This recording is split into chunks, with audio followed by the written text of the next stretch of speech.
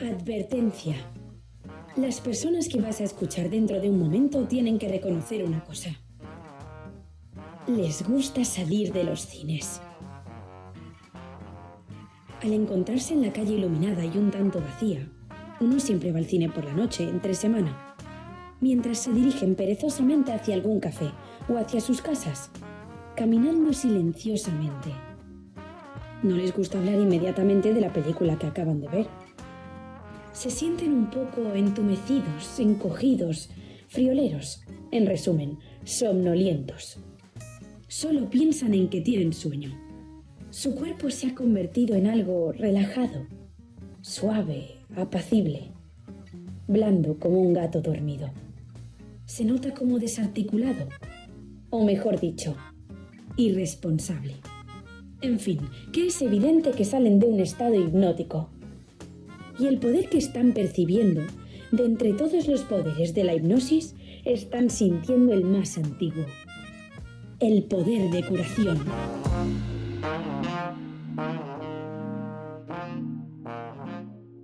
Saludos, lo que acabáis de escuchar es un extracto del ensayo Salir del cine de Roland Barthes, el cual hemos decidido que sea el nombre de nuestro programa. Yo soy Guillem Cerezo y aquí a mi lado está Jesús. Hola, ¿qué tal, Guillem? Bueno, para presentarnos un poco, empiezo yo. Soy Jesús Baclini y se puede decir que veo muchas películas, me gusta mucho el cine, un poco más a profundidad. He estudiado guión durante un tiempo, he hecho algunos cursos y por mi cuenta pues he leído alguno que otro libro. Me interesa el cine a nivel de realización desde hace mucho tiempo. Más allá del cine, creo que es el contar historias en cualquier medio. Hay medios que he explorado menos que otros o más que otros, pero el cine ha sido uno de los que más y creo que es de las cosas que más me interesa. Entonces, se puede decir que en algún momento haber escrito cosas, me interesa el guión y espero en algún momento algo que yo escriba sea producido, se vea en la pequeña, en la gran pantalla o incluso, no sé, también el medio literario o, no sé, la vida da muchas vueltas, nunca se sabe dónde vamos a parar, pero en este momento vamos a hablar de historias ya contadas y este es un podcast que se va a prestar para esto, historias que han influido mucho, no solo en el cine ni en la historia del cine, sino en la vida de muchas personas. Nosotros somos parte de esas consecuencias. Exactamente. Pero bueno, un poco ese soy yo ahora mismo y en el futuro pues ya veremos. Claro. Muy interesante eso que cuentas de influir a las personas, porque es realmente lo que habla del extracto de Salir del cine de Barthes, ¿no? Esa sensación que tienes, esos feelings, lo que te transmite realmente el cine. Me presento yo soy Guillem Cerezo, yo he estudiado cine aquí en Madrid durante muchos tiempos, he estudiado realización y demás. He dirigido a nivel amateur y semiprofesional varios cortos, videoclips, también escribo mis propias historias y al igual que tú comparto toda esa ansia de poder contar historias, pero aquí no vamos a contar las nuestras, vamos a hablar sobre de gente que de verdad sabe hacer ese tipo de cosas. Y nada, comentando el concepto del podcast, de lo que habla el ensayo, es de no ver estas películas muy importantes de las que vamos a hablar y digerirlas, ¿no? Esa sensación que tienes al ver lo que te transmite y todo, saber transmitirlas, por qué suceden esas cosas, poder hablar de eso y sobre todo vivirlo, porque es lo más importante, la sensación de ir a una sala de cine y ver en la gran pantalla todas estas grandes imágenes y sentirte extasiado a veces con todo lo que sucede. Entonces, nuestro formato de programa es muy sencillo, es exactamente igual que Qué grande es el cine de Garci, a modo un poco de homenaje, pero modernizado. Es un programa antiguo, si hay gente muy joven seguramente no tendrá ni idea de lo que estoy hablando ni sabrá de quién es José Luis Garci. Bueno, tú eres joven. Bueno, ya, pero más joven todavía. Y y es el... Nada, hablaremos de... Cada semana hay una película por ver y y haremos como una tertulia hablando de esta película. No obstante, luego queremos modernizar el formato. El formato de García era en la tele, se proyectaba una película en la tele y un grupo de personas que sabían mucho de cine hablan sobre esta película. Nosotros vamos a hacerlo diferente. Vamos a hacer formato siguiendo la lista 250 de Letterboxd, que lo tenemos aquí, que es la aplicación de cine más utilizada de todo Internet, con millones y millones de usuarios, en los que el target es la mayoría de todo gente joven. Sí, y que nos cambió un poco la vida cuando Exactamente. conocimos Letterboxd. Es un antes y un después, eso hay que recalcarlo. Sí. Yo, de hecho, es la aplicación que más uso. Ya no uso casi redes sociales, solo uso Letterboxd en mi vida. Y mi vida está centrado en lo que la gente sube y lo que, lo que yo Para veo. muestra, este podcast. Exactamente. Entonces, en Letterboxd hay una lista, que es la lista 250, de las películas mejor valoradas por todos los usuarios. Hay un cierto algoritmo, hay unas ciertas normas para entrar. Es sobre todo una lista de películas de ficción narrativas. No entran los documentales y así piezas experimentales tampoco. El requisito mínimo es tener, creo que 100.000, lo vamos a buscar aquí justo, 100.000 visualizaciones para entrar dentro de la propia... no, perdón, 15.000. 15.000 para poder entrar. Entonces, hay películas que son muy buenas o que podemos considerar que son muy buenas y están mejor que algunas otras que están dentro de la lista, pero ellos no las meten hasta que no tienen más de 15.000 personas que han visto esa película. Ahora mismo la número 1, que es la que vamos a hablar hoy, es Harakiri, tiene 4,7 de media de 5. Y las más bajas están en el 4,2 y están en las décimas ahí. Depende del día, sube, baja una, pero las primeras son las más importantes y las que más se mantienen, sobre todo. A no ser que pase, pues, en su momento Parasite fue la primera. Claro, es que va cambiando Exactamente. constantemente. Películas que salen pegando un bombazo, suben y a pesar de que pase el tiempo pueden mantenerse o no en el top, pero es un top cambiante. Entonces, al final, cuando empezamos este podcast, la primera, como dijiste antes, Harakiri, en unos meses, con la que venga, pues, habrán saltos, habrán cambios Exactamente. y nos vamos a tener actualizados a todos respecto a esos cambios y demás. Entonces, lo que queremos es, sobre todo, hablar de todas estas películas. Sabemos que es un top que va cambiando, sabemos que es un top que es especial, entonces tenemos ciertas normas para hablar de estas películas. Por suerte ahora está como en un momento en el que no se mueve mucho, por suerte, hasta que seguramente salga La Odisea de Nolan o cosas así, que son películas que lo petan en Letterboxd. Entonces, siempre vamos a hablar de la película de la siguiente semana, la que cuando acabemos de grabar este programa, por ejemplo, la que sea la segunda, que seguramente sea Dos hombres sin piedad, va a ser la película con la que vamos a hablar. Pero hay excepciones. ¿Por qué? En el número 4 está La condición humana, pero La condición humana creo que es la número 3, la parte 3. Entonces no tiene sentido de que hablemos de la parte 3 sin haber hablado de La condición Claro. humana, parte 1. Entonces, en este caso, La condición humana están las 3 películas dentro de la propia lista, al igual que El Señor de los Anillos está dentro de la propia lista las 3 películas. Está la trilogía de Apu. Entonces, en este caso, cuando lleguemos a una de esas 3 de la trilogía, empezaremos por la primera y haremos 3 programas seguidos de las 3 películas, sin ningún problema. Nuestro objetivo es llegar a las 150 películas del esto, ya veremos si llegamos. y en el momento en el que hagamos cada trilogía, pues se hará como una pausa de lo que sería el orden real de la lista, entra toda la trilogía y ya seguimos con la que sería la número 5, que creo que es Los 7 Samuráis o es Parásitos, creo. Ahora, En aquí este lo momento. importante es que en cada programa va a haber una película de la que va a haber mucho de qué hablar. Porque el top 250 de Letterboxd específicamente es impresionante. Indudablemente. Y entonces lo bueno que tiene es que, al ser un público muy joven, hay opiniones muy, muy dispares. Es público joven, pero a la vez que sí que está interesado en el cine y quizás en buscar, explorar nuevas películas que no conocía, nuevos autores y tal, que ayuda mucho a la aplicación.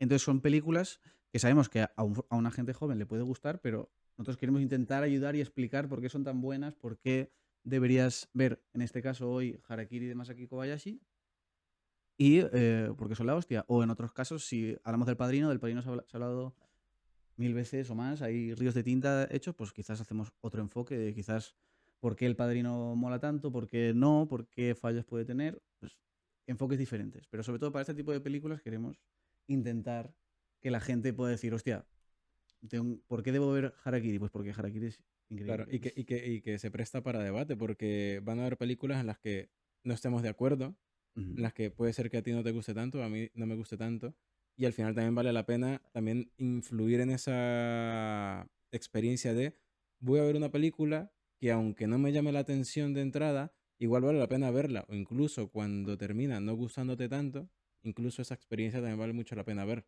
O sea, Exactamente. vale la pena pasar por eso. Sí. Y dentro incluso de la idiosincrasia de la lista, hay algunas excepciones. Con la que la que nos viene más pronto es la de The End of Evangelion, que es la película final, lo dice el propio título, de la serie Evangelion. En ese caso, nosotros tenemos pensado hacer programa de toda la serie y el final y la película. Los reboots, remakes de estos nuevos modernos, yo creo que están, es que te juro que creo que están dentro de la lista. Creo que hay unos que, o sea, hay unos que no son canon, otras cosas que sí, porque es que eso, por ejemplo, eso lo hablo desde una mediana ignorancia, Ujú. es Airbuilds y van por números. Sí, sí, sí. Entonces, tiene que ver con las versiones que se lanzaron primero en Japón, luego las versiones que se lanzaron a Ujú. nivel internacional, o con más escenas, menos escenas, Sí. y eso tiene como un montón de variaciones que no las tengo muy claras. Exactamente, pero no, o sea, ahora es como un caso muy de excepción. Hay otras excepciones que podemos hacer de rollo. Star Wars, solo está El Imperio Contraataca. Pues podemos hablar de las demás o hacer solo el programa del Imperio Contraataca porque es la mejor película de aventuras de la historia.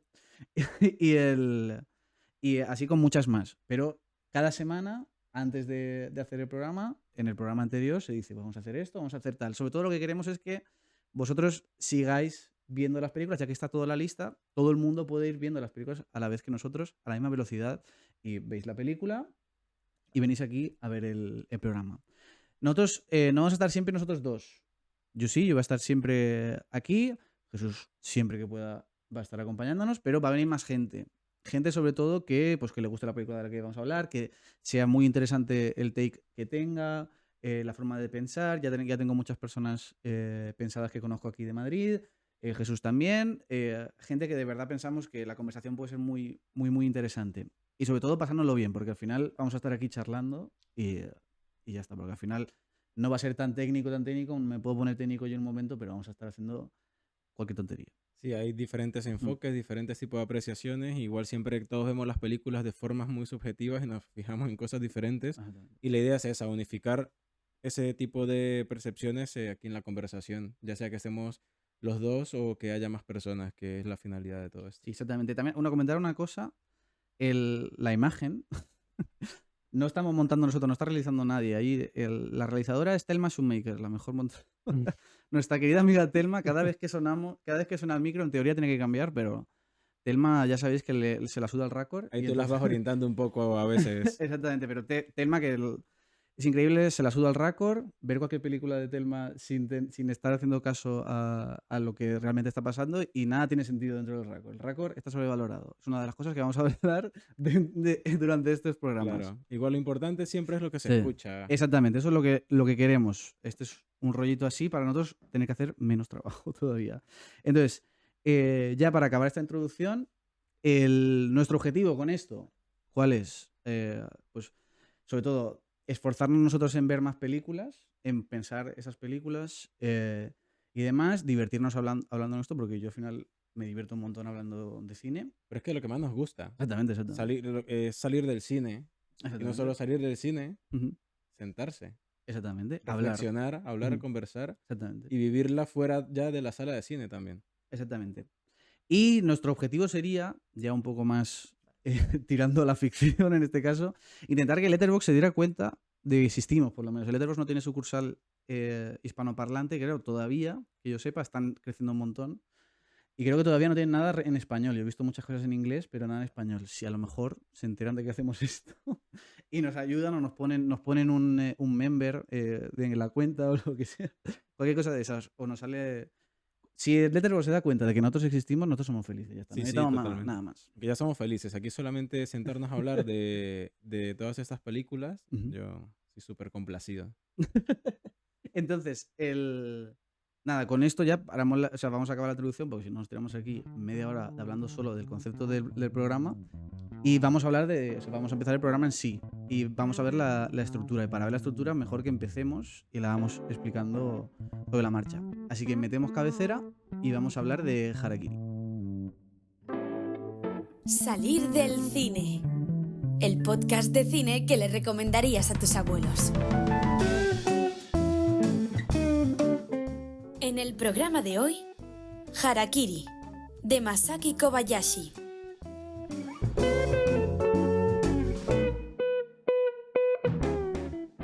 Bien, la película, como habéis escuchado, Harakiri del 62, de Masaki Kobayashi. Es la número 1 de la lista, por algo es. Es la que tiene más media de todas, es la única que tiene 4,7. 12 hombres tiene 4,6. Solo la han visto no llega a 300.000 personas. 220.000 personas la han visto. Es un clásico dentro del cine japonés, dentro de las películas de samuráis. Del 62, blanco y negro, en Cinemascope, es un formato alargado. No sé si es exactamente Cinemascope. Protagonizada por Tatsuya Nakadai, que es uno de los actores más famosos del cine japonés de la época.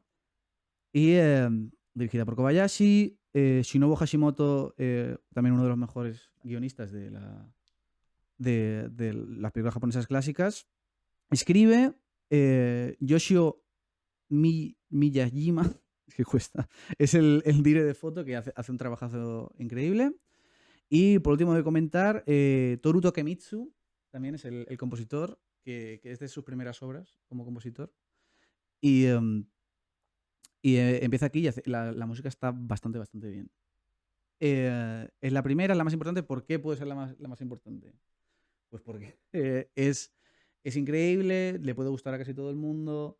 Tal. Ahora, en qué grande es el cine, lo que hacían ahora, tú enchufabas la tele, sabías que ibas a ver, yo qué sé, Río Bravo, por ejemplo. Sabías que la ponían en la 1. Entonces empezaba el programa de qué grande es el cine, Garci entraba ahí, todos estaban fumando, tenían su copa, era todo muy gracioso. Él presentaba la película que iban a hacer y entonces presentaba a la vez los invitados que iban contando que un poquito la película de lo que iba. Lo más gracioso de todo era que soltaban unos spoilers increíbles y te jodía la película. Te jodía la película si veías la presentación. Entonces nosotros no queremos hacer exactamente eso. Queremos intentar, con esta idea que tenemos, de intentar vender la película sin spoilers. Ahora fragmentitos sin spoilers de, oye, ¿por qué tienes que ver Harakiri de Masaki Kobayashi? Porque es la primera película que está dentro del top. Entonces, esto en la industria se llama pitch.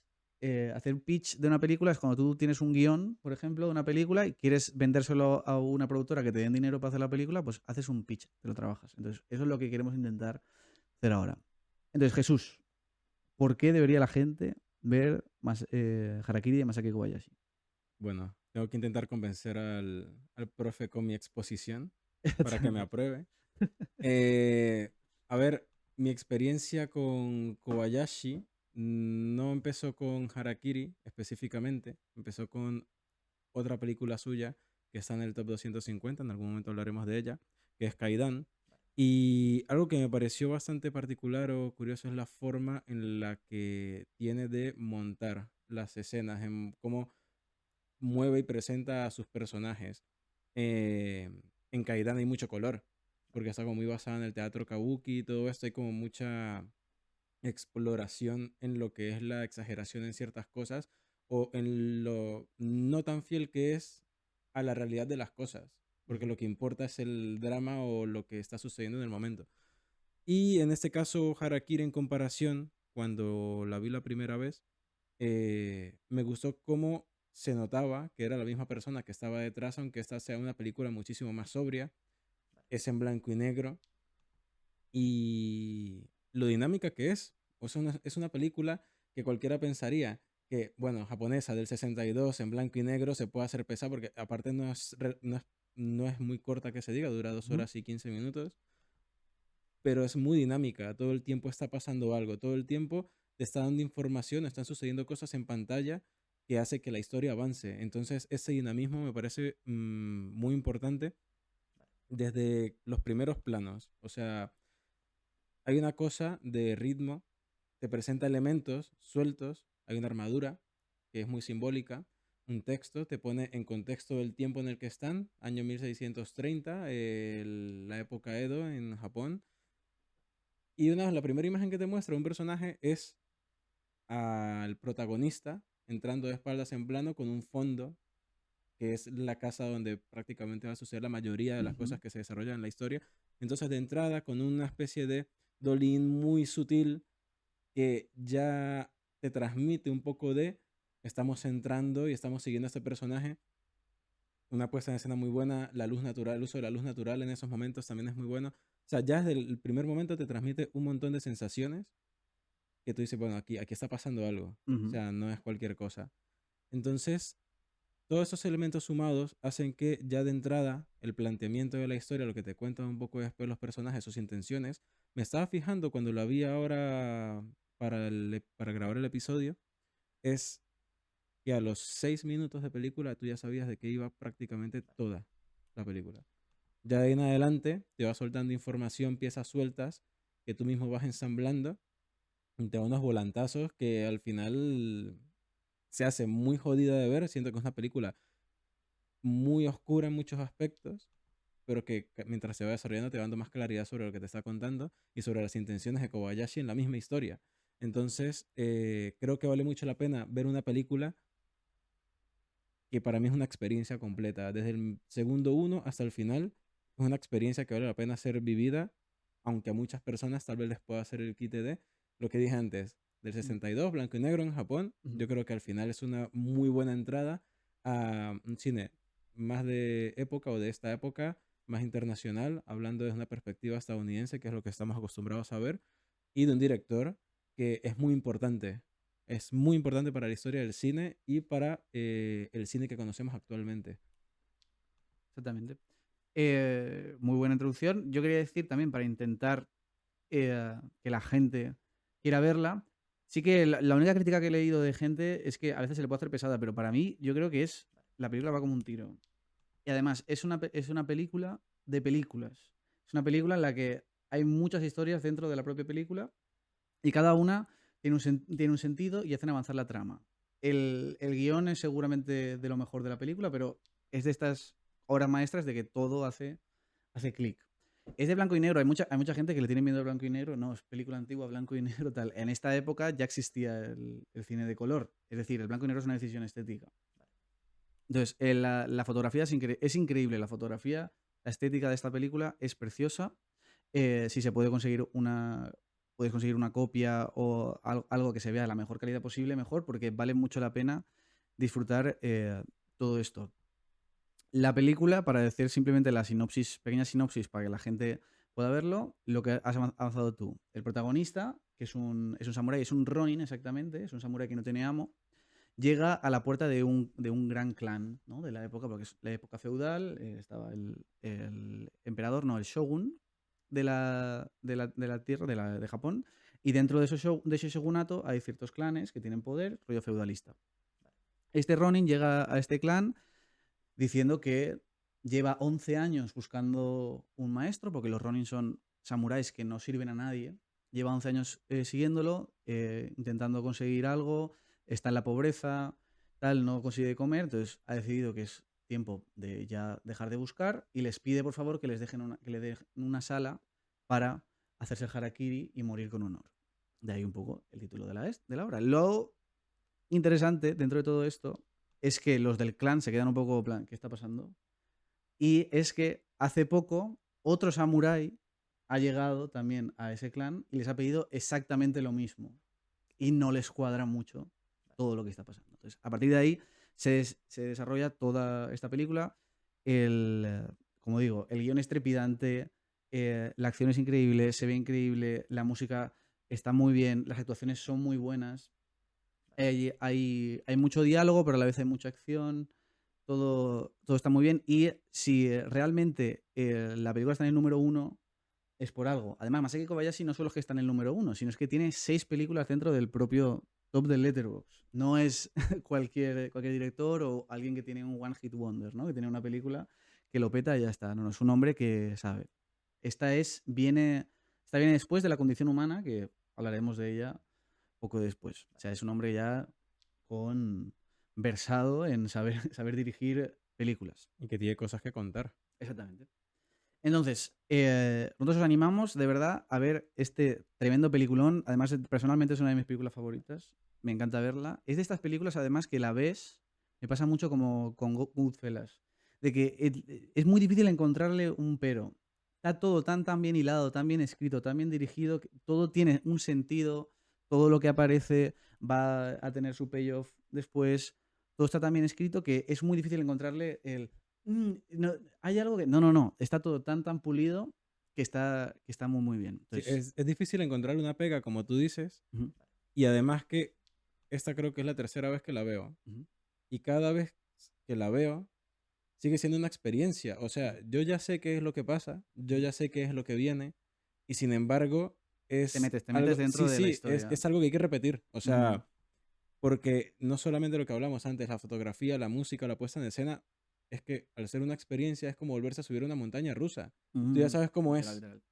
pero lo vuelves a hacer porque te Claro, gusta claro. la sensación y es exactamente lo mismo. Exactamente, No me exactamente. gustan las montañas rusas, pero sí me gusta Harakiri. Vale, sí, sí.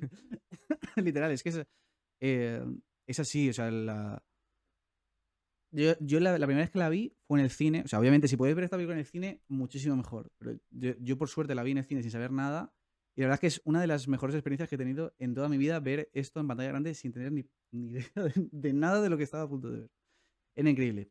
Vosotros, si queréis ver Harakiri ahora mismo en España, están Filmin. Tiene un problema Filmin, de las mejores plataformas de streaming para ver cualquier película aquí en España. En España aquí, por desgracia, no está Movie, pero bueno, Movie yo creo que seguramente también la tendrá por ahí. Y si no, podéis encontrarlos en algún torrent por ahí perdido, travieso, lo que sea, en muy buena calidad. Sí, Amazon Formato Prime Blu-ray. también tiene la posibilidad de ¿De alquilar o de alquilarla? comprar, sí. Entonces también es una opción. Perfecto, perfecto. Pues sí, y es brutal. Además, otra vez, si la vemos en original, mejor porque las voces, cómo habla el protagonista tiene mucha chicha, tiene otra de las cosas que tiene mucho sentido también dentro de la propia película y de la actuación, porque todas las actuaciones son brutales.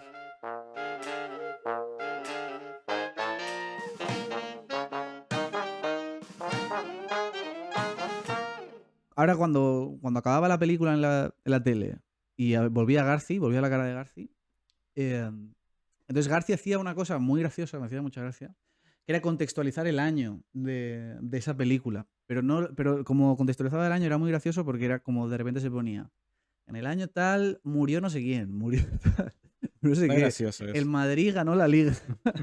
Era un señor muy futbolero. El tal, no sé qué. Entonces, para hacerle un pequeño homenaje, tengo aquí poquitas cosas de ese año. Pero bueno, en el 62 sale Lawrence de Arabia, sale El hombre que mató a Liberty Balance, sale Cleo de 5 a 7, sale Lolita de Kubrick, sale Matar a un ruiseñor, sale Jules et Jim de Truffaut, entre muchas. No es un año muy, muy prolífico de muchas obras maestras, pero bueno, todas estas que hemos Bueno, dicho son muy buenas, pero hay ahí años ya mejores. armas un top fácil. Sí. En otros años hay mejores. Aquí en España, para hacer una idea, se hace Atraco a las 3, comedia increíble. José Luis López Vázquez, brutal. Y La Gran Familia, mítico de Pepe Isbert. Y en el 62 se hace, es la crisis de los misiles de Estados Unidos con Cuba. Se forman los Beatles ese mismo año y fallece William Faulkner, que es uno de un premio Nobel de literatura. Entonces, esto es lo que hacía generalmente Garci, este pequeño homenaje a ellos. Y yo lo que quiero es contextualizar realmente en el contexto de la película, en el año en el que sale y en el cine japonés. Entonces, es muy importante para mí decir que nosotros ahora mismo pensamos que en Kurosawa y en Masaki Kobayashi y todos estos como que son dioses, son la hostia y todo eso, pero en ese momento, sobre todo en lo que es internacionalmente, nadie conocía el cine japonés, nadie tenía ni puta idea, porque Claro. Japón desde siempre en la tradición ha sido un país muy hermético. Entonces, perdón, es que me está rayando porque no cambia a veces Telma y me rayo mucho. Pero bueno, todo esto es muy hermético Japón, todos son como películas muy japonesas, incluso no llegan películas extranjeras adentro de Japón. Todo esto cambia pues a raíz de la Segunda Guerra Mundial, los tremendos bombazos que caen ahí y la ocupación de Estados Unidos. Eso provoca un cambio en la cultura dentro de Japón, se americaniza todo muchísimo. Y entonces, es en el 1950, para ser exacto, creo que es el 51, en el Festival de Venecia se estrena Rashomon de Akira Kurosawa. No solo se estrena, sino que gana el León de Oro de Venecia. Entonces, es a partir de esa fecha, pues aparece una japonmanía dentro del mundo del cine y sobre todo el mundo pues ya de esto, de festivales y todo eso, la gente empieza a conocerlo, todo eso. Durante esa época, en el cine clásico japonés, hay 3 autores que se llamaban los chicos de oro del cine japonés, que son Akira Kurosawa, Kenji Mizoguchi y Yasuhiro Ozu, que son los míticos de toda la vida, que son increíbles maestros. Todos los 3 están dentro de la propia lista, hablaremos de ellos. La tríada. Exactamente, exactamente. Increíble todo uno, y además cada uno hacía un tipo de película muy diferente. Pues entonces, a partir de ese año, se hacen lo tengo aquí. En Cannes, Venecia y los Oscars lo empiezan a tener en cuenta. El intendente Shansho de Mizoguchi, también el top. La vida de Oharu, Mujer Galante, Los cuentos de la luna pálida, todos son leones de plata en Venecia. Los 7 samuráis, también león de plata. Y Kiru, de Akira Kurosawa, peliculón, también gana el premio especial del jurado de Berlín. Guionizada también por el guionista de Harakiri. Exactamente. Todos esos en los años 51, 52, 53. En el 53, La puerta del infierno gana, que no es de ninguno de estos directores, es de Teinosuke Kinugasa. Es la primera película japonesa que gana el Oscar a la película extranjera. Entonces, de repente, todo el mundo quería ver películas de Japón. ¿Qué provoca esto? Que la industria de Japón cinematográfica, que había cogido mucho el formato de las majors americanas y todo eso, había varias empresas. Cada uno de estos directores grandes estaban en una de esas grandes empresas. Justo en este auge de todo esto, nuestro querido Masaki Kobayashi empieza a hacer películas en uno de los estudios más importantes. Hace su primer mediometraje, que me lo he visto, que se llama Youth of the Sun, en el 52. Y entonces es típico de encargo, de estudio, drama familiar. Está gracioso. Pero realmente la primera película que hace, que es ya película suya, como de verdad de Masaki Kobayashi, es The Thick Wall Room, que él la roda en el 53. Esta película trata sobre prisioneros de guerra en Japón, que es algo que él ha vivido. Él fue prisionero de guerra durante la guerra, él estuvo en el ejército, pero él era un poquito, ¿sabes? La película de Mel Gibson de Andrew Garfield de Hoshok Rai, ¿no? Sí, Hacksaw Ridge. Sí, Ajá, Rich, sí, es la de, en español es Hasta el último hombre, que pues no me gusta nada. a mí sí que me gusta. Pues literalmente Masaki Kobayashi era como Andrew Garfield, en plan, él siempre ha sido muy progresista y muy liberal, y como que estaba en contra de la guerra, de matar a la gente y todas esas cosas en las cuales... Que profundizaremos tal vez en la condición humana. Exactamente. Entonces, todo eso, él realiza la película esta de Thick Wall Room, que trata sobre testimonios de prisioneros de guerra, de soldados muy de bajo rango, y está adaptada de un novelista muy famoso japonés, del que está adaptado Woman on the Dunes, que está en la lista, y La cara sin rostro, que no me acuerdo cómo se llama aquí en inglés. Pero él hace esto y va a sacar la película, y el estudio le dice, no, esto no lo podemos sacar, esto es muy político, estaba muy mal visto hablar mal de Estados Unidos en Japón, porque todavía estaban ocupados un poco, estaban como ahí que se iban ya de independizar. Estaba muy reciente también Todo. estos eventos Exactamente. catastróficos. Entonces, como que hubo ahí un poco de censura, le dijeron, si quieres sacar la película, o cortas aquí partes, o cambias todo, pero si no, no sale. Entonces Masaki, que es según dicen, era muy testarudo, decidió meter la película en la nevera, por así decir, y entonces Hay que esperar a mejores tiempos. Exactamente, y es en el 56 o el 54, creo, por esta época, 56. Después de estar 4 años, saca por fin la película, y entonces a partir de ahí ya hace películas del estilo muy de Harakiri, que son películas sociales políticas, pero muy actuales. De hecho, la primera película que hace de época es Harakiri. Fue un poquito de revuelo en el momento, porque claro, él es como había hecho muchos pequeños dramas familiares para estos, que era pues eso, para sacar dinero, para sacar un poco de nombre, pero películas suyas son como actuales, critican mucho a Japón, a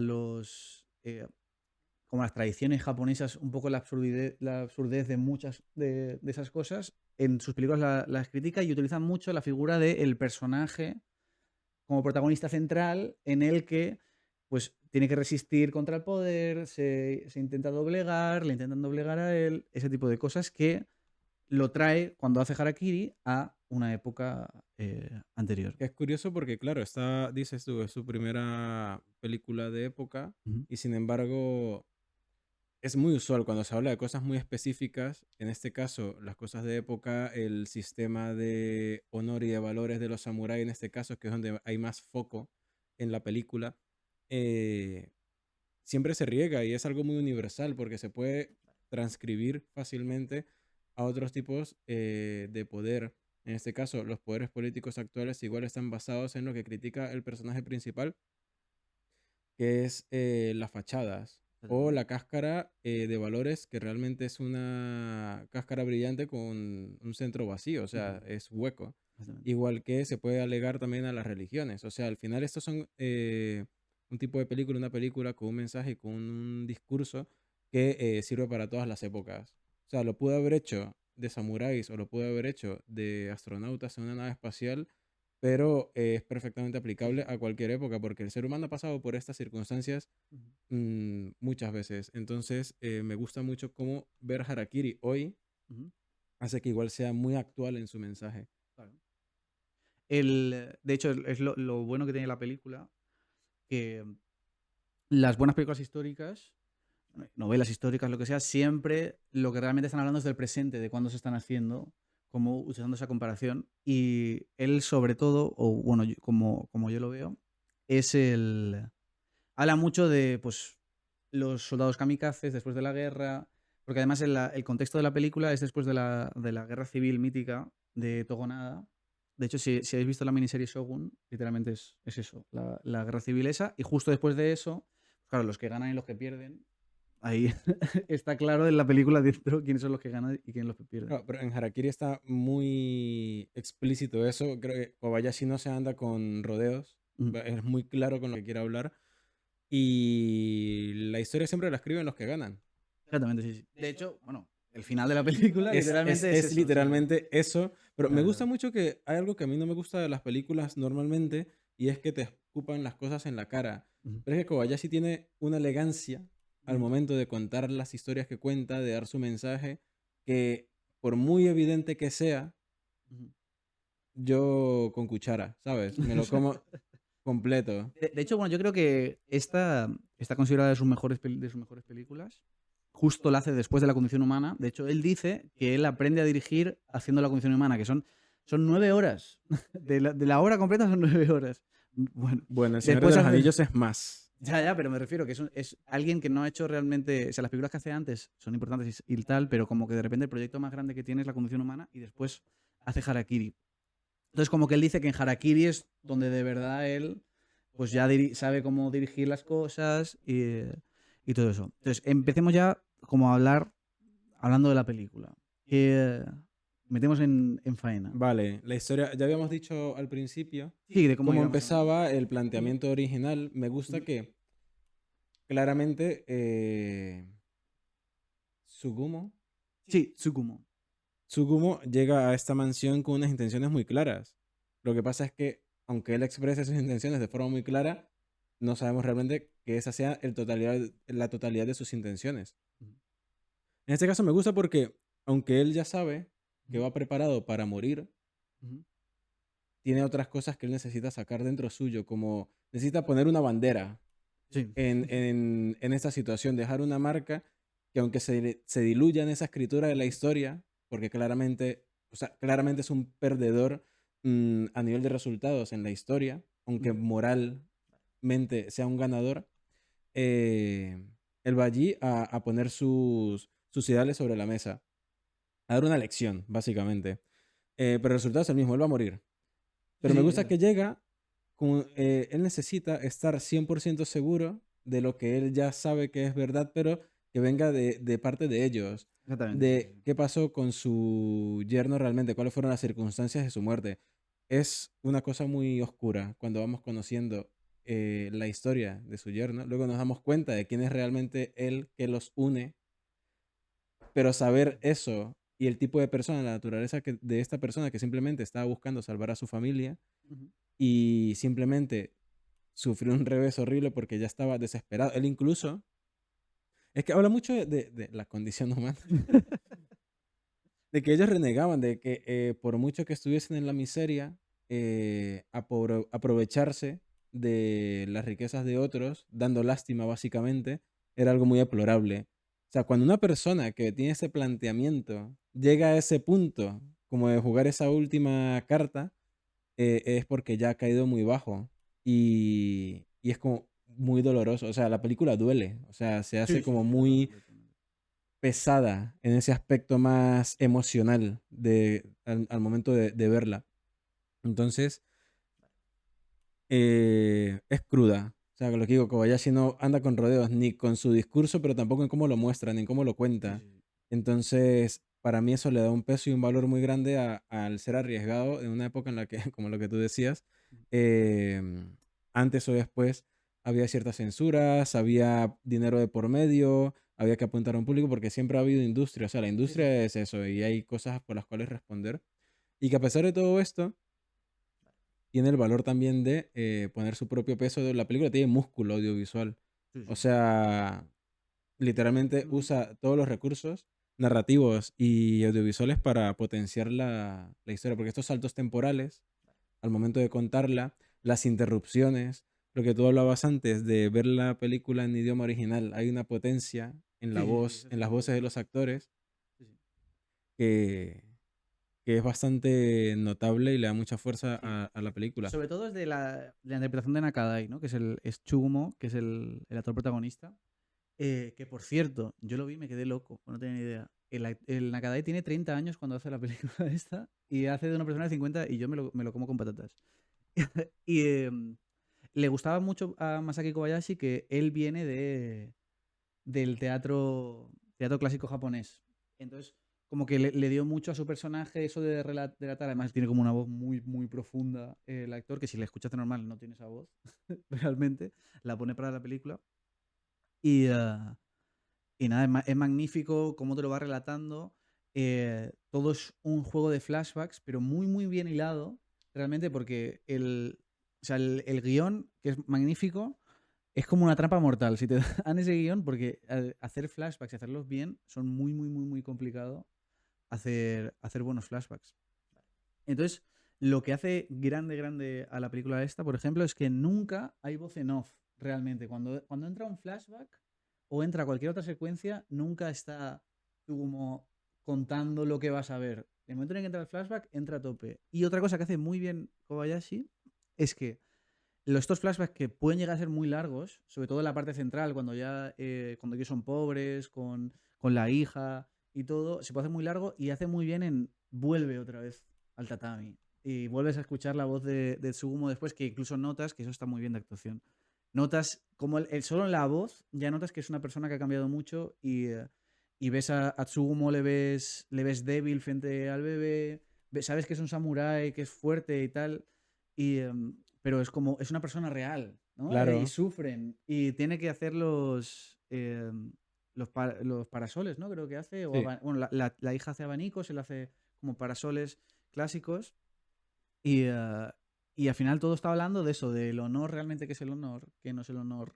El gobierno entra mucho, de ahí las críticas, ¿no? ¿Qué es el gobierno, el honor, cómo maneja esto a las personas? Pero que Todo eso es algo muy... que pasa siempre, porque eh, era una época en la que se estaba acostumbrado a la guerra, había muchos guerreros, pero ¿qué pasa con los guerreros cuando ya no hay guerra?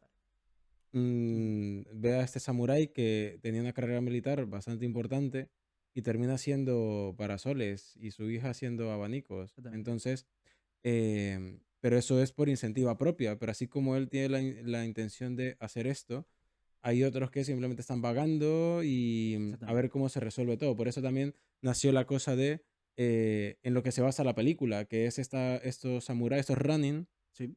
porque no están sirviendo a nadie en ese momento y están empobrecidos, de amenazar con hacerse el harakiri Exactamente. en las mansiones de determinados clanes o de determinadas familias, esperando que les diga, mira, no te cortes aquí, ten unas moneditas y vete. Exactamente. Lamentablemente, al que menos le tenía que haber caído las Ya. circunstancias de la presión de un Sí, sí. fanatismo bastante rudo, Sí. fue a este a Chijiwa. Chijiwa, Chijiwa. que ni siquiera era samurái.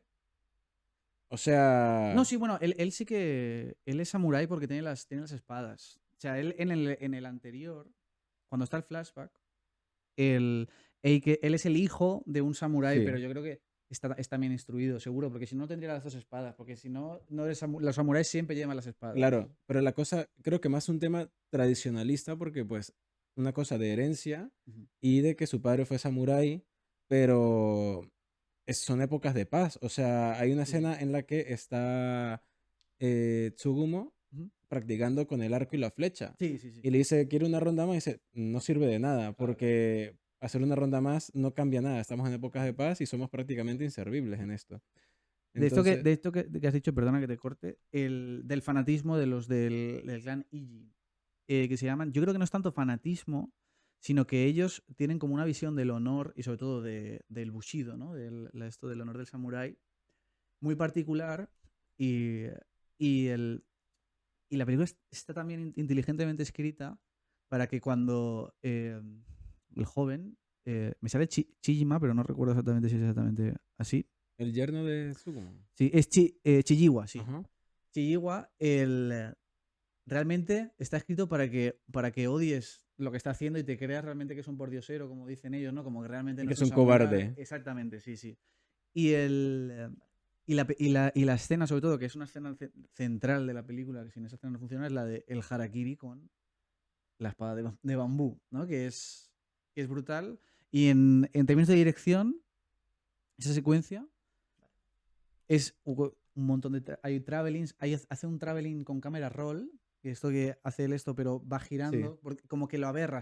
Es tanta la crueldad que aberra incluso la imagen, porque estás viendo todo el rato constantemente dentro de esto del clan, constantemente ves todas las líneas cuadriculadas, todo está bien encuadrado, que no sé qué, incluso en el patio donde hacen esto del harakiri, todo está como perfectamente, el mítico, la arenilla, ¿no? Que Sí. preparan y todo eso. Es que, a ver, toda la película, casi que cada escena de la película es una postal. Exactamente, exactamente. Que es increíble eso. Y es en esos momentos de horror, de crueldad, de violencia a sacos, cuando él decide aberrar la imagen y te da una sensación de crueldad y, bueno, lo vives. Yo la primera vez que lo vi estás sufriendo increíble. Pero es que me encanta cómo se hace el preámbulo de cómo la espada Mm. o las espadas son el alma del guerrero. Sí. Y cuando se burlan de Chijiwa por tener unas espadas de bambú, es que es curioso cuando Tsugumo, más cerca del final de la película, les reclama que ni siquiera tuvieron la consideración de preguntar por qué estaba pidiendo 2 días de gracia, por qué siendo un samurái tenía un par de espadas de bambú, Sí. que eran preguntas que uno como espectador dice, ajá, pero tú lo quieres saber obviamente porque estás viendo una historia. Sí, sí. Pero esta gente tiene un bagaje cultural tradicional de todo lo que representa hacerse un harakiri, como Sí, sí. para no haberse atrevido a preguntar estas cosas. Creo que era una especie de, estaban tan hartos del planteamiento de que existieran Ronin Sí. con un camino del samurái con unos valores bastante claros y estaban siendo traicionados, que les pareció totalmente indiferente quién fuese o las circunstancias, Sí. querían hacer que se respetara eso. Pero además no solo lo hacen por eso, lo hacen porque si no su clan queda mal. Claro, que es Y eso ya es de hijo de puta. pero es que, es que me encanta que la película empieza con la armadura, Sí, sí, que sí. está vacía. Y es claramente Exactamente. eso. Hay una muestra La clave es que está totalmente, vacía. Sí. una muestra de eso, pero es que de principio a fin. Y además mola mucho el principio. Hace mucho. Kobayashi es como que mucho. Todo el rato es muy realista, intenta ser muy realista. Pero en en el primer momento de la armadura, que tú lo ves la armadura, ahí mete humo, hace como que la luz está y tal, como que ahí Es está muy más casi místico. sí, casi onírico, místico, y como que es esa armadura, que lo he dicho tú muy bien, es el símbolo de las raíces, del honor, del gobierno, incluso. Como es oscuro, da miedo, parece que es duro y todo eso, pero realmente es una armadura que está vacía, ¿no? Sí, sí. Y es realmente, al final, cuando él la utiliza, la armadura no vale para nada. Claro, es que me encanta ese momento cuando la tira al suelo y se desarma, ahí ya, esa es su poner la bandera. O sea, ahí Exactamente, puso su bandera. exactamente. Ahí dejó todos sus ideales marcados. Sí. Igual que, a ver, hablando de esto como de que es como muy místico, a pesar de que Kobayashi intenta ser muy realista, resalto mucho 2 cosas que se pueden identificar en cada uno de estos ejemplos. Lo del misticismo es un poco también el cómo es el uso de la naturaleza, que eso también se aprovechaba mucho Kurosawa en Sí, sus sí. películas para transmitir sensaciones y emociones. En este caso, por ejemplo, cuando va a pelear Tsugumo El duelo con... es increíble. sí, todo el camino Ujú. hasta llegar al punto donde va a ser el duelo es impresionante. O sea, a nivel Sí, de sí, puesta sí. en escena, a nivel de planteamiento de pasan por un cementerio, luego Sí, pasan sí. más hacia las afueras, el uso de las estructuras cuadriculadas Sí. del cementerio, el viento en la sabana, los bambús. O sea, eso le agrega misticismo a la escena. O sea, Es brutal, es se brutal, viene es un brutal. vendaval. Además, o sea, me encanta. Esa es probablemente de mis escenas favoritas. Y cuando la vi en el cine, esa escena, fue éxtasis, en plan de casi emoción estética que se dice, ¿no? Como una sensación de que estás viendo algo, pero no sabes el qué. Y el plano ese de cuando van por el cementerio, que Es ese cementerio es increíble. precioso, es increíble. Y luego van por el bambú y los bambús están ahí, que viene una ráfaga de viento increíble. O sea, es como, es tan precioso a la vez, pero como van a hacer algo tan horrible, que es matarse, Sí. realmente. Y la escena de antes también me gusta mucho. Cuando va el otro y le dice, escríbele la nota a alguien de que vas a morir en no sé qué De sitio que para que busque tu venga. cadáver, sí. Que es muy bueno la pelea en sí Ujú, y todas las peleas en general que hay ujú. en la película porque son muy realistas. Sí, O sí, sí. sea, estamos muy acostumbrados y a ver que eso viene mucho de igual de todas estas películas y de tradiciones mucho más atrás que nos acostumbró el anime y esa clase de Sí, cosas a experimentar, en este caso, peleas con espadas, sí, sí. el clásico samurái que lleva la espada al hombro, Sí, sí, viene bueno, por Toshiro de Mifune, Toshiro los siete Mifune, sí, samuráis, sí. o sea, clase de planteamientos me gustan mucho, pero las peleas en Harakiri se sienten muy reales por lo crudas y lo en el momento que son, o sea, a nivel de reacción, reflejo, Ujú, acción, prevención, mm. la pelea final Sí, sí, la es pelea un la hombre final. que no Sí, tiene nada que perder sí, sí, contra 50 temerosos, porque sí, sí. saben que tienen al frente a alguien que ya ha dicho, simplemente viene aquí a Claro, claro. morir. Es que esa escena, que de hecho yo creo que Kill Bill 1 está muy basado en esa escena, en la mítica escena de Kill Bill.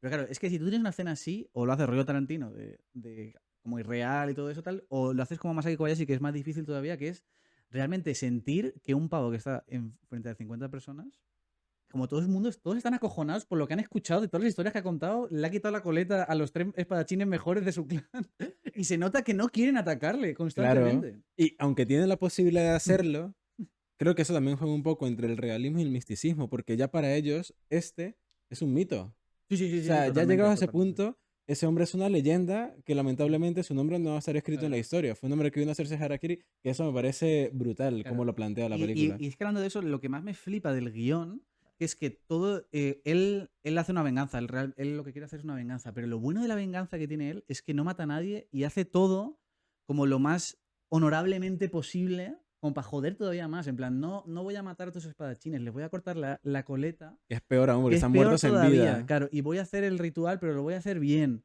Voy a hacer las cosas tal y lo voy a pedir respetuosamente. En plan, es el más recto, ¿no? En Y plan, murió sabe que si se empieza a insultar a la gente, va a perder la razón, ¿no? totalmente. Entonces, pero él sabe, lo va a hacer totalmente cuadriculado y todo. Y lo bueno de la película es que al final él se hace el Él harakiri. muere por Y Harakiri, no exactamente. son capaces de matarle ni tan siquiera con espada. Lo tienen que matar con las pistolas, que es peor todavía. Y Porque eso, nadie quería acercarse tampoco. exactamente. O sea, es como la burla más máxima frente a este clan. Y que estoy investigando, seppuku y harakiri significan lo mismo. Sí. Harakiri es como la versión americanizada. Es que también a nivel japonés, Mm, seppuku es el término formal exactamente. y harakiri es como la versión más informal del acto que también se fue generando un poco Ujú, por lo que la película misma lo explica. Antes se exactamente. hacía de una manera, ahora por ciertas circunstancias y cosas se hace de otra manera. Entonces, hay Pero es curioso eso. una cosa muy buena que es, seppuku es lo que has dicho tú, formal, es decir, es la ceremonia con la segunda persona que está detrás, y harakiri se solía decir que es cuando es en el campo de combate y te lo haces tú solo. Entonces, él intenta empezando a hacer el harakiri, que toda su historia es, se va a hacer el harakiri, pero sabe de otra manera, pero al final se acaba haciendo el harakiri de verdad, solo además con la espada de la armadura que tenían ellos. Increíble, es que es Sí, sí, increíble. sí. Que es curioso porque yo descubrí viendo harakiri hace Ujú, años, porque antes pensaba que harakiri era el corte horizontal ujú. y ya está. Sí, Pero el mismo póster ya te sí, muestra cómo es el exactamente, sí, sí. harakiri de verdad, que es horizontal y vertical. Y es lo que dice este samurái, que fue el segundo de Chijiwa, Sí, que también me parece un personajazo, sí, sí, es sí, sí. que Es hasta el que más no... de los malos es el más honorable ese personaje. Pero a mí me gusta mucho la separación de honor que hay entre ese personaje Ujú. y Tsugumo. Sí, sí, Porque sí. para mí son dos bases de valores que aunque se estén regidos por la misma, Ujú. vamos a decirlo, ambos tienen caminos de valores diferentes aunque la base sea la misma, que ese, vamos a decir, los valores del samurái. Sí. Porque Tsugumo se los ha interiorizado Ujú. por lo que ha sufrido en su vida. O Sí, sea, sí, todo sí. ese camino de dolor lo ha llevado a tener esa perspectiva de mundo y de lo que son los valores del samurái y de darse cuenta de lo podridos que Ujú. son también, Sí, sí. mientras que este otro yo lo asimilaría más a un fanático religioso, aunque que es Sí, alguien que puede es ser, muy sí. cuadriculado porque las cosas son así y ya Ujú. está.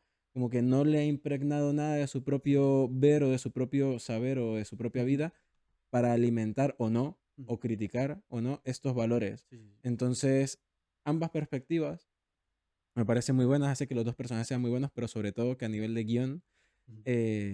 y cómo los muestran, es muy bueno. Sobre todo porque Tsukumo siempre está vestido de negro Sí, sí, en contraste con y todo lo y el demás. otro está de blanco, o lo Sí. suele mostrar de Ese blanco. momentazo también es brutal, que tiene mucho sentido, el que le dicen, te vamos a dar el kimono blanco, que es el de para la ceremonia, ¿no? Y él dice, no, no, yo soy un samurái pobre y quiero morir como un samurái pobre, pero en realidad es porque no quiere que sepa que tiene las Sí, coletas. pero que ahí hay corte Sí, sí, y ya lo vemos sobre el tatami exactamente. Exactamente, porque ahí con ya su hemos. traje. Ahí el montaje de la película es brutal, porque ahí ya hemos visto cómo montan el tatami y todo eso de lo de Jiwa. Sí, ujú. Entonces, en la película hay un montaje muy bueno en general de el corte siempre tiene mucho sentido y siempre va, nada más empezar, este fragmentito del inicio es muy bueno de montaje de va Tsugumo, se lo dice al criado, supongo, del clan, le cuenta todo. Y entonces, como que el criado va a hablar con él y entonces va a repetir todo lo que ha dicho Tsugumo, pero no, Claro, lo que hace es que Tsugumo está contando la historia y cuando va a acabar es el criado el que acaba contando la historia. En plan, claro. juega muy Como bien que el es el elipsis. mismo relato y lo cortan. La primera parte la cuenta Ujú. Tsukumo al criado y la segunda del criado a, en este caso, el regente de Exactamente, la sí. casa, El, que el es villano. brutal, Sí, es sí, sí. brutal. O sea, por eso digo que la película es muy dinámica para alguien Sí, que, sí, sí. Total. no sé, no creo que alguien que no la haya visto haya llegado a este punto del episodio, pero eh, es lo que hablábamos antes cuando decíamos que son películas que se hacen muy dinámicas de ver, Sí, porque sí, me hay parece. recursos que avanzan mucho la Sí, historia y que lo hacen muy, muy Ujú. fácil de ver. Sí, sí, o sea, lo que dices tú totalmente. Y yo creo que además lo que tiene muy bueno, que es el guión, que es que siempre hay un misterio. Juegan muy bien los misterios. Sabe que hay cosas extrañas, ¿no? Por ejemplo, está muy bien jugado lo segundo. Quiero que mi segundo sea no sé quién. Ese no está mal. Ese está enfermo. Ese está enfermo. Esto es un thriller, Literal, pero literal, literal. nosotros somos el investigador, porque Sí, es sí, sí, que sí. ya todo está ahí, lo vamos a Exactamente. descubrir, pero hay como una ansiedad de querer saber Claro, claro. que es impresionante. Y hay una cosa también muy buena dentro de todo esto, que es el uso de los flashbacks. Los flashbacks son muy complicados de hacer bien, y esto lo hace muy bien porque cada vez que entra un flashback es para añadirte algo, no para. Hay muchos que son de verlo desde otro punto de Sí. vista o lo que sea, incluso toda la. Como es Rashomon, por Sí, ejemplo. exactamente, pero ese es otro juego que de hecho es el mismo guionista. Y en este caso siempre es. El flashback viene porque te va a contar algo. Te va a decir cómo ha acabado con este, cómo venía, cómo era su vida, qué es lo que está haciendo. Entonces, nunca se te hace pesado, que es lo que puede pasar con los flashbacks, porque siempre no paras de ganar una información nueva o empiezas a hilar de esto que ha pasado antes es lo que realmente significa Claro, cada ahora. flashback es una pieza del rompecabezas Exactamente, para que lo exactamente. termines de armar. Me encanta porque cuando tú crees ya que la película está a punto de acabar, te viene unos pedazos de información, que es lo que pasa Ujú. con los tres samuráis Sí, a los sí, que sí. les corta la coleta y cómo eso determina conceptualmente, cómo termina de englobar conceptualmente Sí, toda la película, que es que a los dos primeros, uno lo embosca, sí. uno le hace una emboscada y el otro intenta huir, o sea, está Sí, sí, peleando sí. a la escapada. Ujú. Obviamente a los dos les corta la coleta y son los dos que no se han atrevido al momento en actual, por decirlo así, narrativamente de la película, que no se han hecho el harakiri. El Sí. tercero ni siquiera fue que él lo buscó. Sí. Él vino a su casa a Exactamente. buscarlo. Eso habla mucho de lo que mencionaba antes, la perspectiva de, aunque tengan sus diferencias, Ujú. hay unos valores que sí o sí están Sí, presentes. sí. Y me parece muy bueno eso. Ujú. Y cada momento en que estos entran con el puto sombrero Ya, este, ya. que es increíble. O sea, Sí, sí, sí. el atuendo, o sea, el hecho de Sí, cómo los muestran parados con sus... Es que es impresionante. O sí, sí, sí, sea, hablando de auras, o sea, sí. mucha aura. Sí, sí, total. No, bueno, es que la estética de toda la película, Masaki Kobayashi, decía que quería hacer algo, porque claro, el gran director de películas de samuráis es Akira Kurosawa. Entonces, y él lo sabía y era como súper famoso y tal, entonces él quería hacer algo para separarse de Akira Kurosawa. Entonces, ¿qué hace? Hace probablemente una de las mejores películas de samuráis y hace una película anti-samuráis. O sea, esto es un poco... a mí me gusta compararla mucho con El hombre que mató a Liberty Balance, porque es del mismo año, y empieza muy parecido, también empieza con flashbacks. Y es la deconstrucción de ese ideal, de esa persona. Además, habla mucho del samurái como figura que necesita la muerte para vivir en su vida. La muerte para el samurái o sea, la utilizan incluso como para decir algo, ¿no? Como para dar statement de, no, lo que estoy diciendo es verdad, por tanto me voy a hacer el harakiri. Eso Claro. era una de las razones también. Entonces, esto pega mucho y de ahí viene lo de el tema todo político y tal de Masaki, de que aquí realmente los samuráis que se quieren hacer harakiri, los samuráis que han perdido la guerra civil, son los soldados kamikazes que han muerto para que al final el imperio japonés se rinda, ¿no? Y cómo no solo los que han muerto tal, sino como los soldados que han vuelto, cómo tienen que ir a juicios, que no sé qué tal, todo simplemente porque las habían mandado el gobierno, aunque no pensaran como Sí, ellos eran soldados y tenían que acatar órdenes. claro. Eran Entonces unos está haciendo el mandados. paralelismo, constantemente haciendo el paralelismo con el Japón de los 60, con el antiguo. Y es increíble. Es buenísimo. Y aparte que tú mencionas que Kobayashi quería hacer una película de samuráis, separarse un poco de Kurosawa, y eso, e hizo una película anti-samuráis. Que eso habla mucho de Kobayashi como creador, pero esto también es como para los creadores en general. Que normalmente cuando se quiere crear, se intenta no copiar de nuestros referentes, pero es inevitable tener referentes. O sea, básicamente todo se ha contado. La cosa es cómo lo cuentas tú, Sí. desde mi punto de vista. Entonces, no es como que Kobayashi dijo, me quiero separar, hago el anti, sino que considerando la persona que era una persona con unos valores como políticos, sociales, humanos muy marcados, esa fue su forma de hacerlo. No es que él dijo, voy a hacer una película anti-samuráis, es que le salió una película anti-samuráis Sí, seguramente. por la persona que es, o al menos así es Para como, esto. Pues al sí. menos así es como yo lo percibo, porque puede ser que sí lo haya pensado, claramente, pero es como, siempre me acuerdo de Wes Anderson y las entrevistas que le hacen, tipo,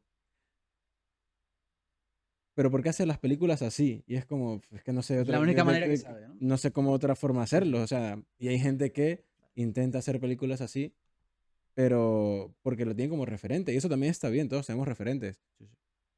pero va muy marcado con quiénes somos al momento de Seguramente. crear, entonces me parece genial el hecho de Kobayashi tenía referente a Kurosawa, que Ujú. enaltecía el samurái, el camino del Totalmente. samurái, no tenía una perspectiva de hacer cine muy diferente porque era también un cine bastante comercial, si se quiere Ujú. decir, o sea, era un cine para que la gente fuera a ver las películas y, y que Kobayashi siendo como es, tener este referente, igual hacer algo suyo, me parece buenísimo. Sí, sí, sí, no. Y además es que también se ve mucho en las escenas de espadas. Porque si has visto Yojimbo, ¿has visto? Sí, Mítica que el final de Yojimbo, que es una pelea de espadas que se carga como que son 12 de una, ¿no? Porque además las katanas, lo que tiene la pelea de katanas es que de una ya te mueres, porque claro, te cortan dos. Es increíble porque nunca muestra, excepción de la escena final, que tampoco lo muestra mucho, los cortes. O no muestra cuando le corta la coleta. Que eso está muy bien, porque ya ha tirado la coleta, ya sabes que se la ha cortado, pero nunca muestra antes cómo le derrota. sí, Antes de todo eso, le rompe la katana al otro, el otro como que le tal. Incluso el que le hace la emboscada, en el momento en el que hace la emboscada, se acaba ahí, porque ya sabes que ha perdido, no hay claro, más. Entonces, quizás Kurosawa hubiera hecho como una batalla más espectacular, ¿no? Una coreografía de tal, pero aquí no. Y incluso es que la coreografía de la batalla final no es espectacular. no, Es que es. es cruda y Sí. es lo que decía antes, se siente muy a como debería ser una pelea, o como yo me imagino que podría ser una Ujú, pelea a katanas ujú. en la realidad. Sí, sí, sí. Tanto el que hace la emboscada como el que Ujú. intenta huir o esto que es literalmente un duelo Sí, sí. Duelo a muerte con cuchillo. Eh, es que es tal cual, o sea, ambos empiezan un poco midiéndose, Sí, o sí. sea, y luego poco a poco van ensarzándose y ya con 3 movimientos ya se nota una diferencia Sí, de, sí, de sí. poder, hay una diferencia de Totalmente. nivel.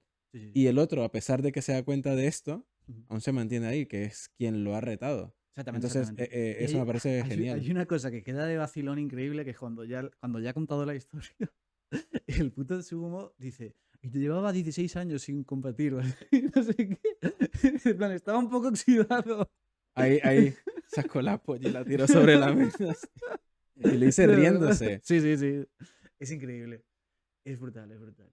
Bueno, vamos a ir acabando. Vamos a decir tu escena favorita, Jesús. ¿Cuál es tu escena, plano favorito, momento favorito? Uf, con películas como Harakiri es complicadísimo. Sí, sí. Porque podría decir que toda la película es mi favorita, que tiene unos planazos increíbles. Sí. Yo creo que me podría quedar.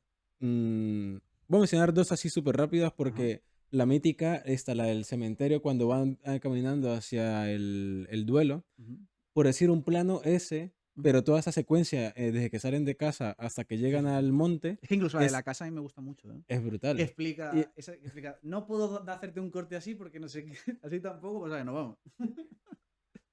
y es que se me va a recalcar, el sombrero Ujú, me parece increíble. ujú. Pero yo diría que cuando llega Sugumo, empezando la película, Primer llega plano. Sugumo a la casa, este Dolin Ujú, corto, es que la presentación del personaje de espaldas, ujú. eh, Además, al principio. esas imágenes tomadas Sí.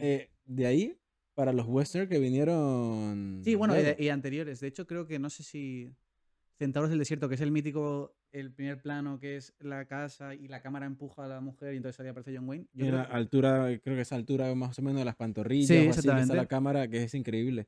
A ver. Bueno, el uso de lentes, no sé qué, yo no conozco mucho de lentes, pero la película hace mucho uso de Gran lentes como angular. con unos Sí, sí, sí. ángulos muy abiertos, que me encanta cómo enmarcan Sí, toda la casa. sí, The Searchers es del 56. Sí. Me No, encanta, además, bueno, o sea, es que están súper influenciados todos los artistas japoneses, sobre todo Kurosawa, que es el que más le gustaba, del cine clásico americano, que yo supongo que les pondrían ahí a tope. De hecho, muy curioso, en la primera película de Kobayashi cantan canciones en inglés. Cantan Happy Birthday diciendo Happy Birthday.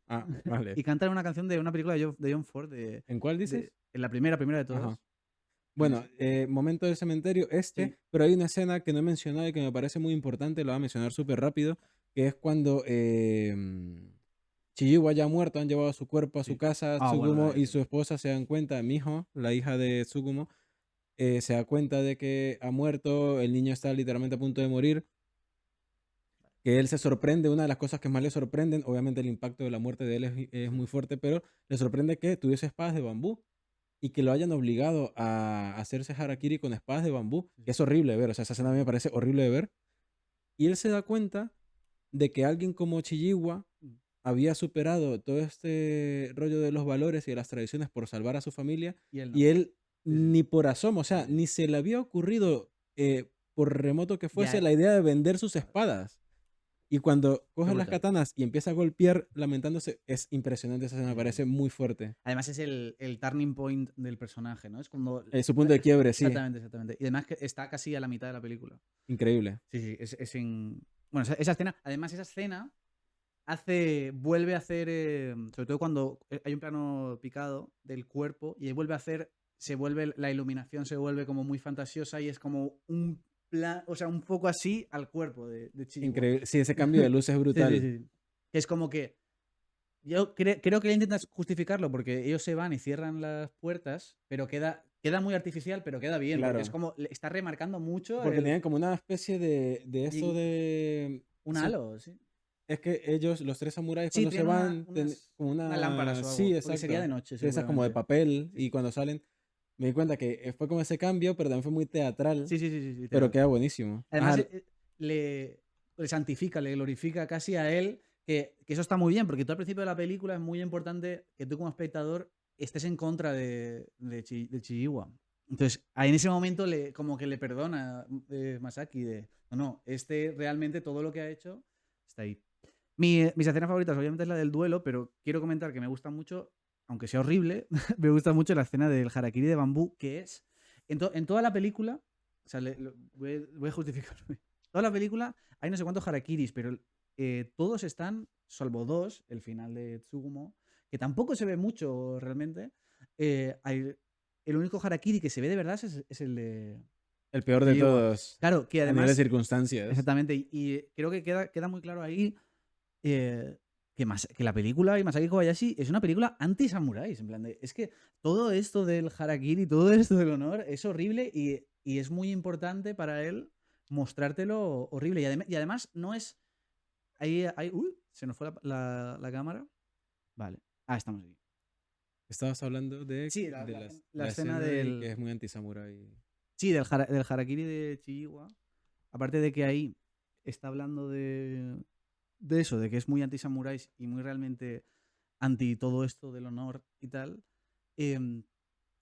A la hora de las formalidades, que ya he comentado antes de los programas aberrantes, pero es que el tío, en entrevistas que he leído, le preocupaba mucho esa escena, porque es una escena muy clave. Y de hecho te puede quedar muy, muy cruel, te puede quedar como muy tal. Cuando se estrenó en Cannes, la gente abucheaba y tal, justo en esa escena. Pero él dice que se alegró porque justo al final, como que aplaudían por Chihuahua y todo eso.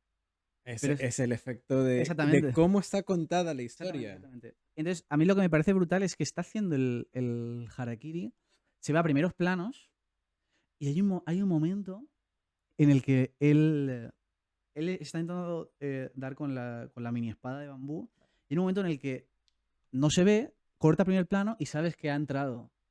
Y entonces él mira al jefe del clan y el jefe del clan está mirándole impasivo. En plan, continúa, pero es que no mueve ni una ceja. Sí.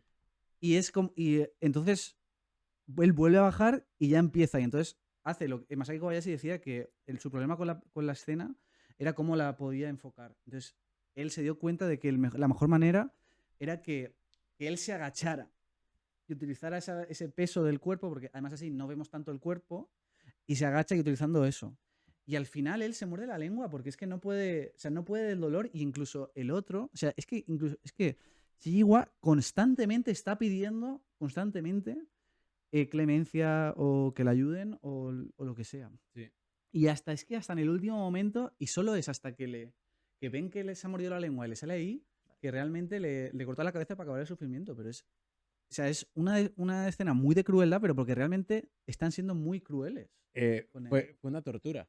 O sea, básicamente lo torturaron y ya yo creo que obviamente lo físico, o sea, el hecho de hacerse un harakiri con una espada de bambú en la que literalmente tiene que usar el peso de su cuerpo con el suelo del tatami para, o sea, es que es horrible, y morderse la lengua, es poco para la tortura emocional y psicológica a la que lo sometieron inconscientemente, no por salvarles nada, pero fue horrible. O sea, fue una tortura en todos los aspectos. Pero es que, hombre, aunque fuera un pordiosero, que es lo que ellos pensaban, no se merece tanto. Y yo creo que ahí está buscado también que tú estás a favor de ellos al principio, si sigues la narración. Claro. Y entonces piensas, pues vamos a asustarle, ¿no? Que se haga el harakiri o lo que sea. Y cuando realmente ves que le dan la espada de bambú, ahí tu pensamiento cambia. Realmente, y sí que te vas al otro lado de, oye, esto no está bien, ¿no? Es que es horrible. Es que así le hubiesen dado una de verdad. Obviamente tienen un código de valores a los que se atienen y es en la forma en la que viven, pero me parece muy fuerte. Cuando está el hombre uno de estos que está en este círculo de la casa, que dice, bueno, démosle unas monedas y que se vayan. En parte lo que le responde el otro... el único de todo el clan ese que está a favor de tal. Pero en parte lo que dice el otro tiene razón. Dice, es que si empezamos a hacer eso, va a empezar a venir aquí un montón de gente a pedir dinero y tal, y es que no... Que es real, pero pasar de eso es como o blanco o negro, o sea, no hay grises. Exactamente. Y es terrible. Entonces, ¿es tu escena favorita? O sea, mi escena favorita es la del duelo, pero no es el duelo, sino que es el preámbulo, no la de la casa, lo que tú dices. O sea, El camino. El camino, pero porque hay algo especial en esa secuencia, que son el viento visualmente, además sabes que ese sí que es un espadachín que de verdad sabe, ¿no? Como de repente la película sí que te está como haciendo de... Sí. Realmente hay una competición, hay un duelo de verdad. Y que ya sabes qué es lo que va a pasar. Bueno, ese no, porque ese sí que además el Tsugumo se guarda esa coleta para el final. No, pero digo que, ¿sabes qué? Va a haber un enfrentamiento. Sí, eso sí. O sea, es un preámbulo a una pelea. O sea, que sabes que vas todo ese camino. Y es que más es innecesario, porque sabe. O sea, él dice, nos vamos al claro a pelear. Y de repente te rueda eso, que es como una solemnidad increíble. Además, creo que no hablan en todo el duelo. Y el. Bueno, no sé, ese momento Brutal. con la música y todo es increíble. Y además, luego el duelo, que es como súper con viento, se ve que los actores estaban muy enfadados con Masaki Kobayashi, sobre todo el que no es Tsugumo, estaba muy enfadado porque dice que estuvieron como una semana yendo y viniendo de Tokio al sitio de grabación, que llegaban, decía, no, las nubes esas no me gustan, nos vemos. Y estuvo así como una semana y el tío estaba, venga, vamos. Y sobre todo, que se me ha olvidado, las espadas eran reales. Sí, que eso Que era ilegal. Era ilegal en ese momento y lo hicieron igualmente. Y que no tenían a alguien entrenado tampoco en set. Que eso Sí. también es... Pero Hoy en día... según he visto en entrevistas de Nakadai, del prota, él no le hacía ni puta gracia, pero el otro hombre que hace el duelo, él no era espadachín, era, ¿cómo se llama esto que hacen en Japón? El Kaido, ¿no? Kendo, ¿no? con las de estas que son como varias fibras de madera. Exactamente, sí, sí. Él sabía mucho hacer eso, pero él comentaba una que decía... No, él me decía solo, tú tranquilo, cuando llega esto, tú agacha la cabeza. Mira, facilito, ¿no? Ahí sí le terminaba cortando algo más que la coleta. Exactamente. Joder. Pero bueno, vamos a acabar por aquí. La semana que viene, no sé cuándo, pero bueno, siguiente programa, el 12 hombres sin piedad, de Sidney Lumet, peliculón también, que tiene mucho que ver incluso con eso también, muchos hombres hablando en una habitación. Bueno, por esas épocas se veía mucho. Sí, exactamente. Entonces eso, esperemos que os haya gustado. Nosotros nos quedamos por aquí charlando. Sí, dejamos las redes para que nos sigan, dejen comentarios. Exactamente, nos subimos a YouTube los programas en largo y en el Letterboxd metemos las cosas también y hacemos también formato corto, formato vertical. Y en audio, en cualquier plataforma de audio, de podcast o de música en general lo pueden encontrar. Exactamente. Sugerencias, recomendaciones, comentarios o lo que sea, los estaremos leyendo. Exactamente. Entonces, había una cosa muy curiosa con el guionista, famosísimo. Él quería hacer la película esta la quería hacer con Kurosawa, porque él colaboraba mucho con Kurosawa. Entonces, él quería, su primera idea era hacer, el nombre era Un día en la vida del samurái, y que era la historia, toda una historia de un samurái que se levanta, hace todo el ritual, hace el desayuno, no sé qué tal, como que va a servir al señor, también rollo sin guerra. Como un influencer, pero de esa época. Y entonces, como que se ve que en todo ese protocolo que tienen que hacer, porque se tienen que poner no sé cuántas cosas y tal, hacía como un pequeño error y entonces hacía el harakiri. Porque había hecho como un pequeño error y por eso tenía que hacer harakiri, como quería hacer esa película. Pero se ve que dice que no le convencía mucho, tal. Luego se fue a Cannes y vio en una película un póster que era como muy parecido al de harakiri, que era negro, pero con dos, así como estos en azul. Y entonces dijo, hostia, tengo que hacer una película sobre harakiri. Y entonces empezó a ir. Y dice que el tío, Gigachad, dice que escribió el guión en 11 días. Y está... Claro. Bueno, a ver, es que este hombre ha escrito Rashomon, que también es de los mejores guiones de la historia. Entonces, se ve que eso, y bueno, como mucha gente, muchos autores no suelen ver sus películas, él comentaba en la entrevista que luego mucho tiempo después la vio en la tele con su hija y su hija le dice, papá, tú eras muy listo antes, ¿eh?